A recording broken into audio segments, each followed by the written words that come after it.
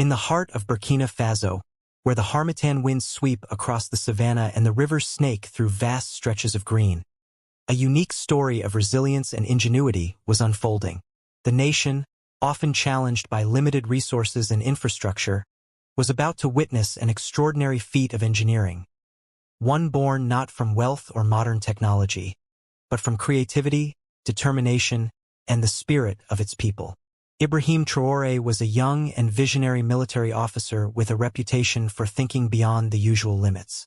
Stationed in a remote region cut off by the fast-flowing Black Volta River, he had witnessed firsthand how the lack of reliable infrastructure hampered trade, movement, and even access to basic services like healthcare.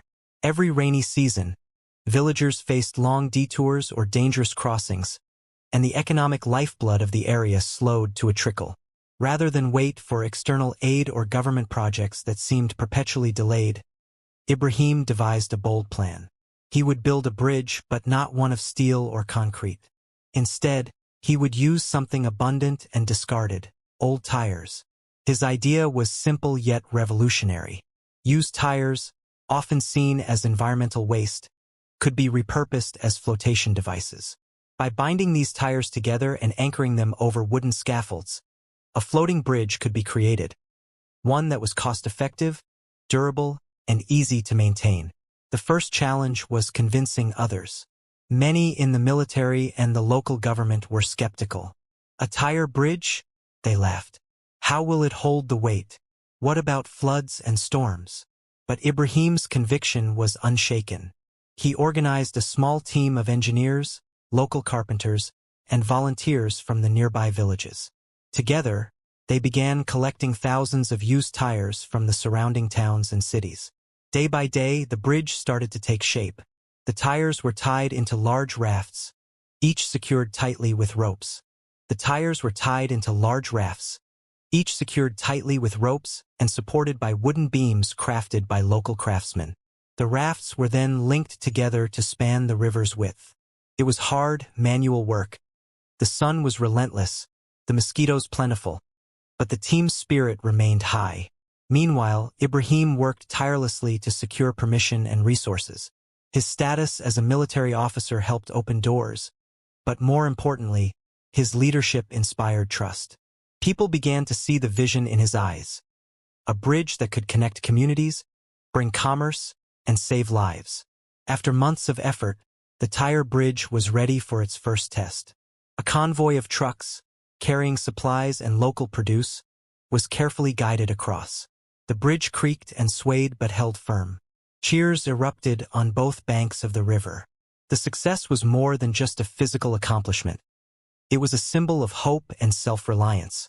News of the tire bridge spread quickly throughout Burkina Faso and beyond. Media outlets covered the story of Ibrahim Traoré and his team's incredible innovation. The bridge became a beacon of sustainability, showing how waste materials could be transformed into valuable infrastructure. But the impact went far beyond the bridge itself. Inspired by Ibrahim's example, communities began to look at their surroundings differently. Old tires became valuable resources, wooden scraps were salvaged and reused, and a culture of innovation flourished. Local schools incorporated lessons on recycling and engineering, encouraging the next generation to think creatively about their challenges.